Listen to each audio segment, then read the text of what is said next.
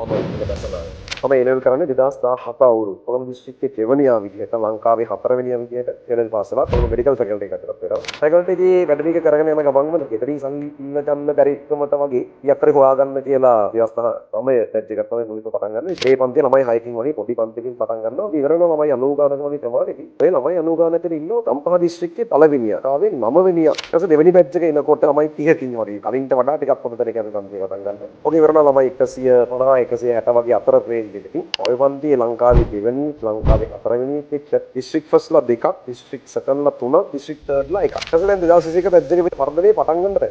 2022 ඒ level batch එක වෙනකොට අපි ටිකක් ඔන්න ප්‍රධාන ප්‍රවාහයේ ගුරුවරුත් එක්ක තරඟ කරන මට්ටමට එනවා. අපිට පුළුවන් වෙනවා 2022 අවුරුද්දේ ලංකාවේ කෙමිස්ට්‍රි වැඩි මේ සාමාර්ථ වාර්තාව හදන්න. ඊළඟට පස්වෙනි බැච් 2023 බැච් එක ඒගොල්ලෝ අර රෙකෝඩ් එක අලුත් කරනවා ආයේ බලන්න දෙයක් නැති වෙන්න. ඒ 1162ක් ලංකාවේ ටෙක්නිකල් ඉතිහාසයේ ඒ 17ට වැඩි සයන්ස් සබ්ජෙක්ට් එකක රිසල්ට් සීට් එකක් ලැබුවේ අපේ 2023 බැච් එකේ ළමයි ටික විතරයි.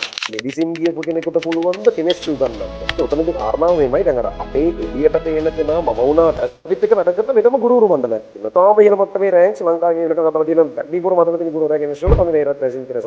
ඒ නිසා අපිත් එක්ක ඇකඩමික් ටීම් එකේ ඉන්නවා. ඊට පස්සේ අපේ මේ ඒවගේ සර් කියලා මාතර පැත්තේ අවුරුදු 28ක් පේපර් මාකින් කරලා තියෙන පැනල් හෙඩ්ලා විදියට කමතුරු කරලා තියෙන එහෙම ගුරුවරු මම පේපර් මාකින් ගිහින් තියෙන ගුරුවරයෙක් නෙමෙයි හැබැයි මගේ ගාව ඉන්න අවුරුදු 30කට කිව්ව පේපර් මාකින් ගිහින් ගුරුවරු අපේ සියලු දැනුවත් කිරීම වෙන්නේ ටෙලිග්‍රෑම් channel එකක් කරා.